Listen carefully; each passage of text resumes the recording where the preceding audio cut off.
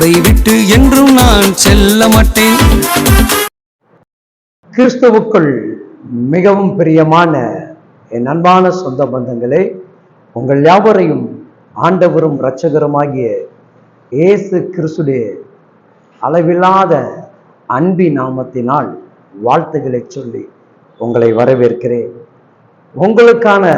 உங்களுடைய நேரத்தை ஒவ்வொரு நாளும் நீங்கள் பார்த்து கொண்டிருக்கிறபடினால் இந்த நாளும் தேவன் உங்களையும் உங்களுடைய குடும்பத்தையும் அளவில்லாமல் அவர் ஆசீர்வதிப்பாராக. ஆதியாகமம் 28ஆம் அதிகாரம் 15வது வசனம் சொல்லுகிறது, நான் உனக்கு சொன்னதை செய்யும் அளவும் உன்னை கைவிடுவதில்லை என்று தேவன் வாக்கு கொடுக்கிறார்.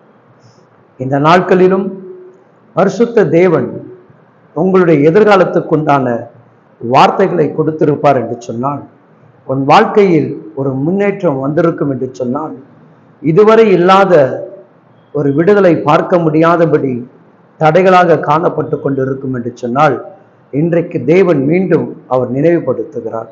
நான் உனக்கு சொன்னதை செய்யும் அளவும் நான் உன்னை மறப்பதில்லை என்று கர்த்தர் சொல்லுகிறார். என் அன்பு தேவ ஜனமே, இந்த ஆண்டு ஜனவரி தொடங்கும் பொழுது பரிசுத்த ஆவியினர் உங்களுக்கான ஒரு வாக்கு தத்துவங்களை கொடுத்திருக்கலாம்.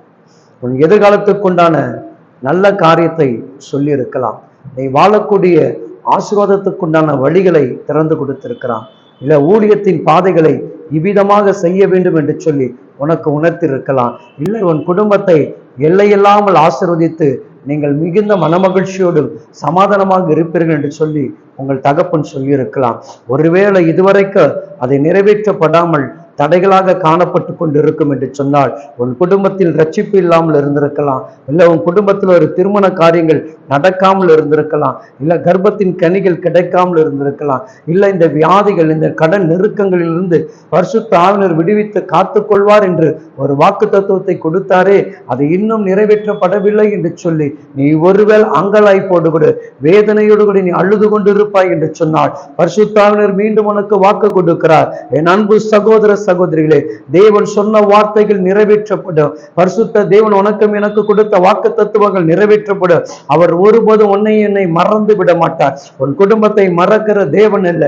இஸ்ரவேல் ஜனங்களை மறக்காதபடி அவர்களை அழகாக வழி நடத்தி கொண்டு வந்தார். அந்த ஜனங்கள் மீது அவர் வைத்த அன்பும் பாசங்கள் தான் அவர்களுடைய எல்லைகளை விரிவாக்கி கொடுத்தது. அந்த தலைமுறைகளுக்கு உண்டான ஒரு பங்கீட்டு கொடுத்து அவர்களை ஆசீர்வாதமாக வைக்க உதவி செய்தது. இன்றைக்கு இந்த தேவன் உன் தலைமுறைக்கு உண்டான ஒரு நிறைவுடைய ஆசீர்வாதத்துக்கு உண்டான வாக்கு தத்துவத்தை தான் தேவன் உனக்கு கொடுக்கிறார். இன்றோடு உன்னுடைய வாழ்வை ஆசீர்வதித்து இந்த சந்தோஷத்தோடு நீ இருக்கும்படியாக பரிசுத்த தேவன் விரும்பவில்லை.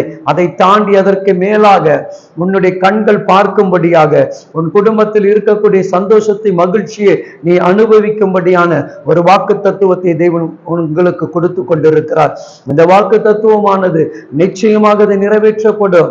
பயப்படாத சகோதரா, ஏன் பயந்து கொண்டு இருக்கிறாய்? ஐயோ, என்னுடைய வாழ்க்கையில நான் முன்னேறி எவ்வளவு சம்பாதித்தாலும் அந்த பணங்கள் எல்லாம் என் பிள்ளையுடைய எதிர்காலத்துக்கு செய்ய முடியாமல் தடைபட்டு கொண்டிருக்கிறது என்று சொல்லி நீ ஒருவேளை கலங்கி கொண்டு இருக்கிறாயா?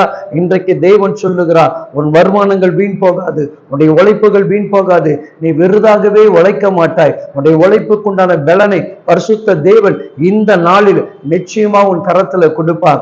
நீ எதிர்பார்த்த அந்த பிசினஸை தேவன் அளவில்லாமல் ஆசீர்வதிப்பார். இன்றைக்கு நிறைய பேருடைய வாழ்க்கையில இந்த ஆசீர்வாதத்தை நோக்கி தான் நீங்கள் காத்து கொண்டிருக்கிறீர்கள். பார்த்து கொண்டிருக்கிற அன்பு சகோதர சகோதரிகளே, உங்களுடைய வாழ்வில தேவன் சொன்னதை நிறைவேற்றுவார். இன்றைக்கும் தேவன் சொல்லுகிறார், நீ எதை குறித்து கலங்கி கொண்டிருக்கிறாய், எதற்காக வேதனைப்பட்டு கொண்டிருக்கிறாய், இப்பொழுது அதை வேதனைகளை தீர்க்கும்படியாக தேவனுடைய வார்த்தைகள் உன்னை நோக்கி வருகிறது. கேட்க ஆயத்தமாக இருக்கிறாயா? இதோ உனக்காக ஜெபிக்கிறேன். ஒருவேளை பரிசுத்த ஆவியானவர் சொன்ன வார்த்தைகள் தாமதமாக இருக்கும் என்று சொன்னார், தேவன் மிகப்பெரிய அற்புதங்களை செய்யக்கூடிய சூழ்நிலைகளை ஏற்படுத்துகிறார். மகா பரிசுத்தம் இரக்கமுள்ள எங்கள் அன்பு தெய்வமே, இதோ இந்த நேரத்தில் உமது பிள்ளைகளுக்கு நீங்கள் வாக்கு கொடுத்திருப்பீங்க சுவாமி. அந்த வாக்கு தத்துவங்களை நினைவு கூர்ந்தப்பா. அந்த பிள்ளைகளுக்கு எப்படி ஆபிரகாமுடைய வாக்கு தத்துவத்தை நினைவு கூர்ந்து அவனுக்கு ஏற்ற நேரத்தில் அந்த ஆசீர்வாதத்தை உருவாக்கி கொடுத்தீரோ, இன்றைக்கு உடைய பிள்ளைகளுக்கு என்னென்ன காரியத்தை குறித்து நீங்கள் சொன்னீர்களோ அத்தனையை நிறைவேற்றி கொடுத்து நீங்கள் ஆசீர்வதிக்க வேண்டும்படியாக ஜெபிக்கிறேன். அந்த ஆசீர்வாதத்தோடு உடைய பிள்ளைகளை வைத்திருங்கள். ஆமென். ஆமென்.